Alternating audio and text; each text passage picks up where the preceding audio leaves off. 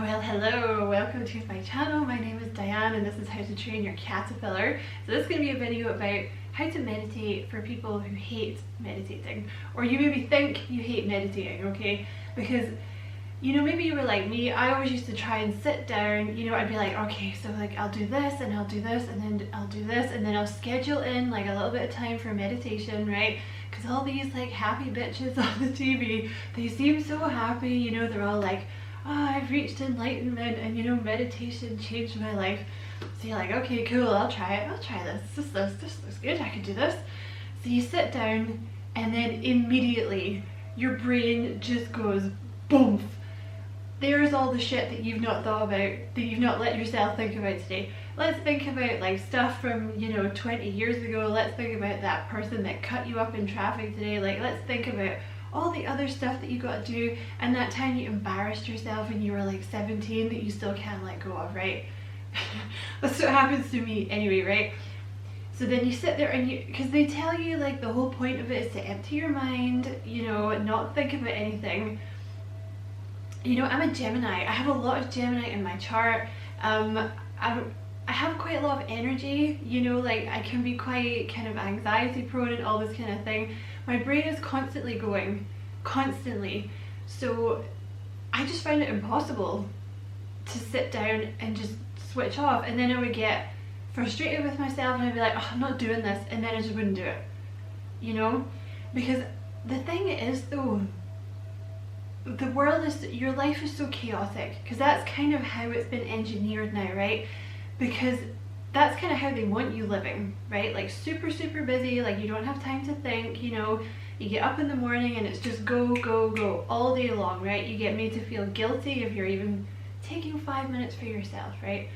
So essentially the way that I did it, because it took me like a really long time to learn how to do it, like maybe 5 years, literally. I would keep trying and I would keep failing. I'd be like, I don't understand, like why am I so bad at this? But the way that I ended up doing it was I decided I was going to do it, and then I took 2 weeks to kind of prepare, right, before I actually started the meditation. So because basically for me what I found was the problem was, I wasn't making any time during the day to actually acknowledge what I had been thinking. You know what I mean? Because I would get up in the morning and I would, I'd go on Twitter, I'd go on YouTube, I'd watch something like just to distract myself, the tunes would be on, then you're running around trying to get ready, and then you got to go to work, and that's just like 8 hours of like cluster fart, do you know what I mean? And then you get home and you're like, oh, finally, the music goes back on, or like whatever you're watching on YouTube goes back on, or you're, that show you've seen a million times and you have it on in the background just for comfort. And then, so it's like, especially I think if you're like me, I am quite bad for just staring at things on my phone, or like Bob's Burgers or something, just something random like that. Watching things on the laptop or the TV. I mean, I don't have a TV, but like watching things on the laptop, and then I would turn it off and be like, all right, I'm gonna do this meditation thing. You know what I mean? So your brain has been bombarded with shit all day long. You have not had a second to acknowledge these thoughts that have been coming in. And then you try and sit down and meditate, and like I said, it just goes boom. Your brain just goes, there, have that. That's all the thoughts that you've been blocking out all day in like the last 2 weeks since you actually made some time to sit down and acknowledge your thoughts. Because meditation is not just about clearing your mind. I mean, obviously that's the goal, right? That's what you want to do. But it's also about kind of acknowledging and monitoring your thoughts, right? So an easier way to do it is like to take 2 weeks of doing mindful activities before you even try to start meditating, right? Because then you won't get so frustrated. Or this is how I did it anyway. This is how I managed. So for example, you can deep breathing. I've got some notes down here just in case I forget. Deep breathing is something you should really be working into your routine. Now that is something that you can do anywhere, right? Even if you're at work, you can sneak off to the toilet for 2 minutes and just do like even 10-30 seconds of just deep breathing, and it slows everything down. It allows you, because if you're in kind of an anxious state and you're going, oh my god, I've got to do this and I've got to do that, and I did that really badly, and oh, what does that person think of me, and like, oh, they must be thinking this about me. Just that little act of deep breathing allows you to kind of anchor your thoughts, to acknowledge what's going on, because anxiety tends to be like when your thoughts are clustered and you can't even tell what they are anymore, right? So even when you take that deep breathing, just to be like, okay, why are you anxious? And then you can kind of, you know, like that movie that Tom Cruise was in with the screen, I can't remember, Minority Report, that was it. And he's kind of flicking through stuff on the screen. It's like when you have that little bit of time, that kind of mindfulness, that deep breathing, just to be like, okay, this thought is not relevant, I don't need that thought. Like, I don't know why I was worrying about that, that can go. I don't need this one's important. That's probably the next thing I should do. Do you know what I mean? So it allows you to kind of just have that space and be like, okay, center yourself, because that's what they mean by saying center yourself. You know, it's one of those terms that gets thrown around, but that's what they mean. But deep breathing is something you should really be doing it as often as you can, and that's something you can work it into everything. You know, like you can do it before you get in the car and start driving home, right? Like before you're having a tough conversation with someone that you need to have, right? So that's something really easy that you can work in. Also, another thing, you know, when you get up in the morning, because I think depending on your routine, obviously if you've got kids and stuff, it's maybe like you're straight into looking after the kids. But if you have time in the morning after you've made your coffee, just instead of going on your phone and flicking through Twitter or YouTube or whatever, or putting music on, just sit there with your coffee, just for like 5 minutes, or even 2 minutes, just to sit there, kind of acknowledge what you're thinking, you know, let the thoughts come, but don't let the thoughts overwhelm you, because this is the whole point of it, that you're kind of seeing the individual thoughts, and you're able to kind of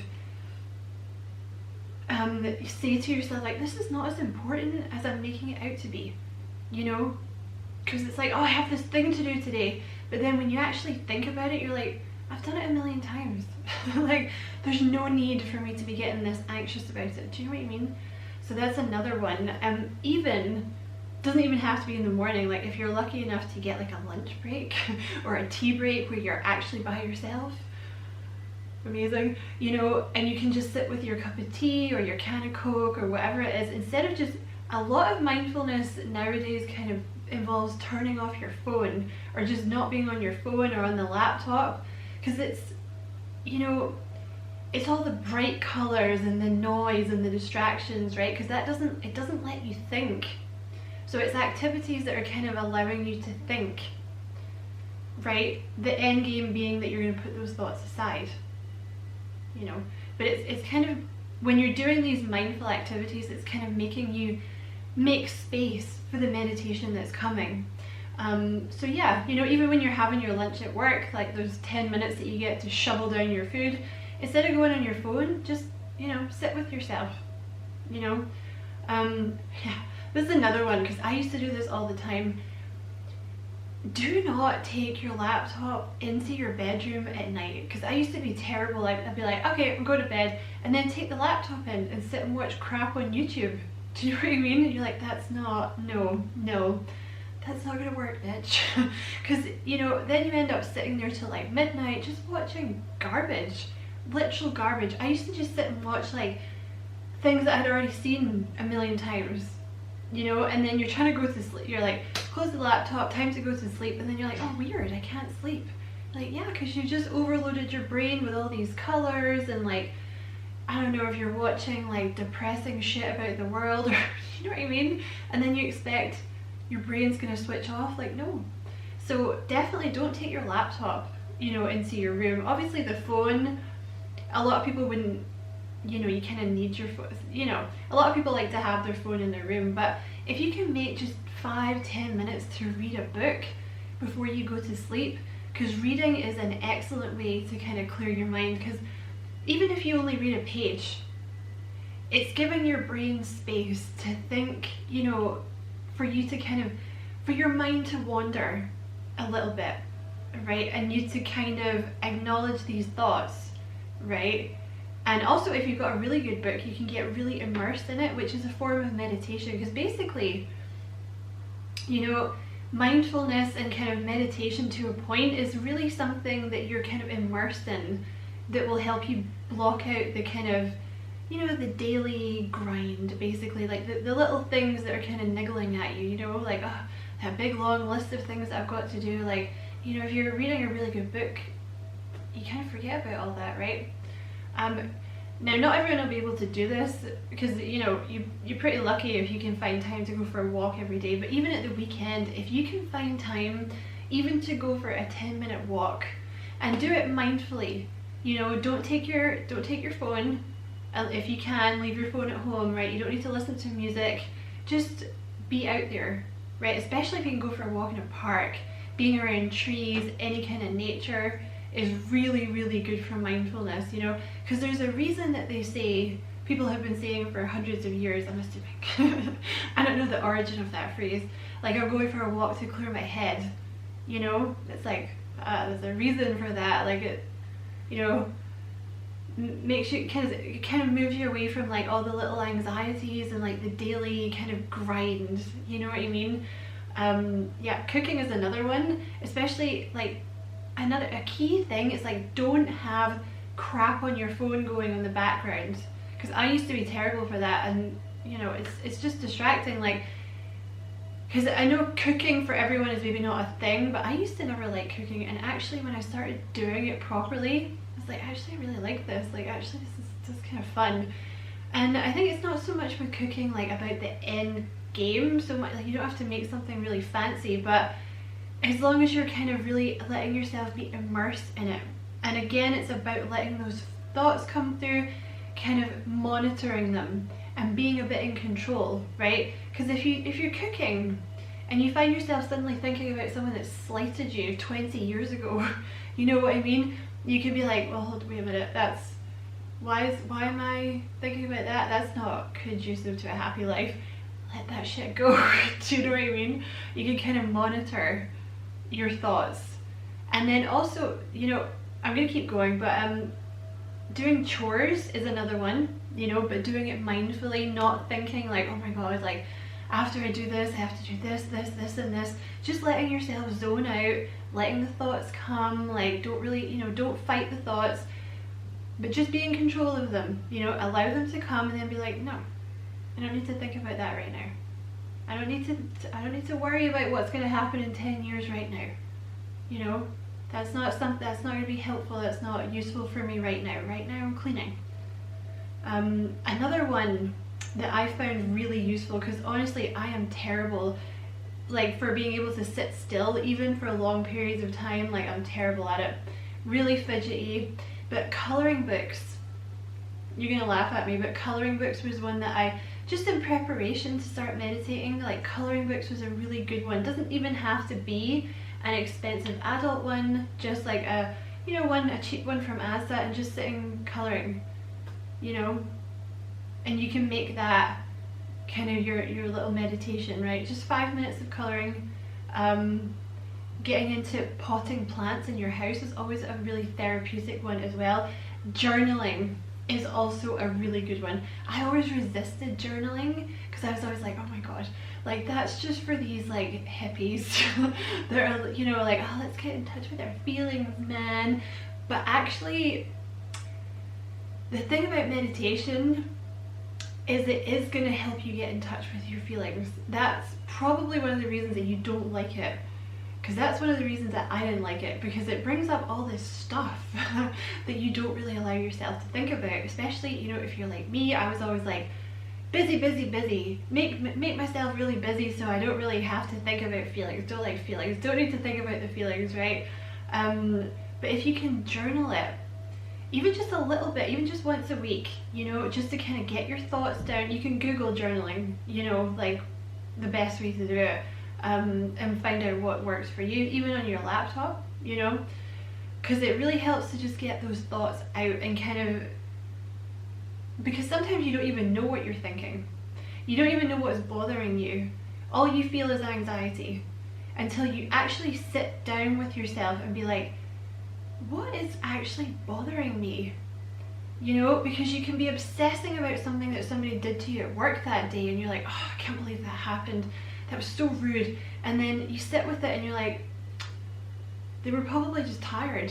Do you know what I mean? Like, everybody has a bad day, like, you know, it's fine, and it kind of goes away, right? But journaling was one that I found really, really helpful. Because essentially what you're doing with these things is like, if you try and do these things for a couple of weeks, right? Give yourself like 2 weeks to try and do these things. You're kind of training your brain to be more calm.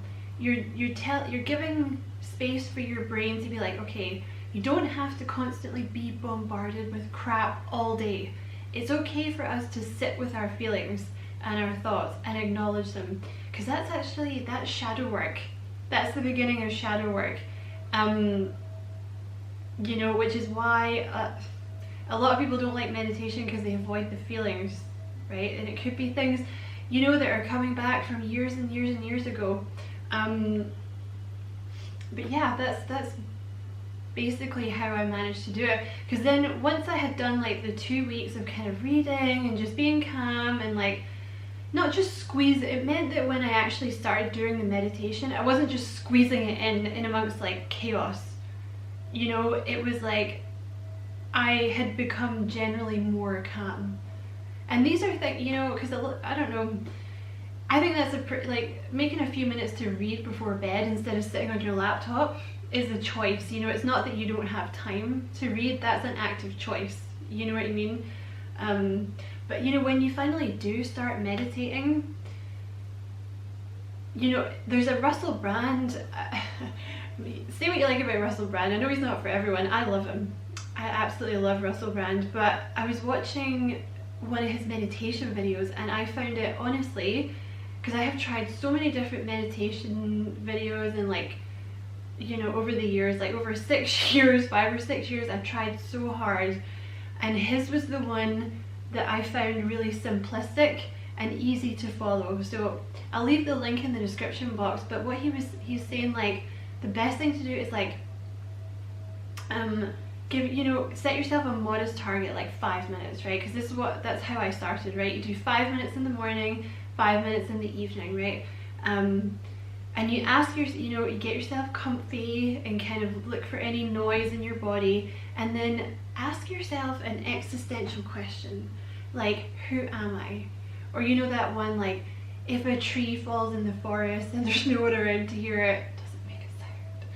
That's another one, because they're designed to empty your mind and kind of get you into Zen. And thoughts will keep coming, but all you have to do is really acknowledge them, and then just let them go, you know. And with the mindfulness, I just found it was so much easier when I actually did start meditating, because my brain wasn't just chaos, you know. I had kind of made space. Another one that I found really useful is mantra meditation. That's what I do now, because you know, I never used to be able to sit for even 2 minutes, and now I can sit for quite a while with the mantra meditation. I'll leave you the mantra that I use in the description box, and you can look up the meaning and stuff if you want to use it. But essentially with mantra meditation, there's like a phrase that you use. So you don't have to say it out loud, you can if you want, you can say it kind of in your head, but you know, you're sort of breathing in on one phrase and then breathing out on another. So when your brain really starts to wander, I find it really easy to use the mantra to pull it back, especially if I'm saying it out loud. You know, I find it's enough of a distraction for me to not think about, you know, the other stuff that my brain's going off on a tangent with, you know. So yeah, that's what I wanted to say. I hope this was helpful. I just wanted to share it with you, because honestly, I know when you see all these like perfect looking people on TV and stuff, you're just like, oh, shut up. Like, meditation changed your life, shut up. But it actually does. Like, it's so good for you. Like, it will make you feel so much calm. It kind of slows everything down. It's like the Matrix, you know, when spoiler alert for the Matrix, but like at the end when he's like, no, and all the bullets fall. It's kind of, you know, when you come out of the meditation, you can kind of sit with yourself and be like, no, we're not going to stress out, like we're not going back to that chaos. No, we're going to do things like one at a time, we're going to be calm, and you end up getting more done. Like it's really, it's lovely. So like I said, I hope this was helpful. If it was helpful, you know, don't forget to like and subscribe for me if you feel called to do that. I'd appreciate it a lot, and I will see you again soon. Bye.